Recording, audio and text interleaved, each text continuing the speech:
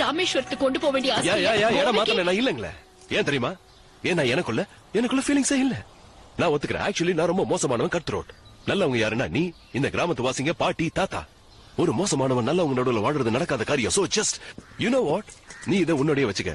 நீ நல்லவ, என் தாத்தா நல்லவர், இந்த கிராமத்துல இருக்கிற நல்லவங்க எல்லாரும் ஒன்னா சேர்ந்து வாழுங்க. நான் இந்த கிராமத்துல இருக்க போறது இல்ல. போதும், ஆளை விடு.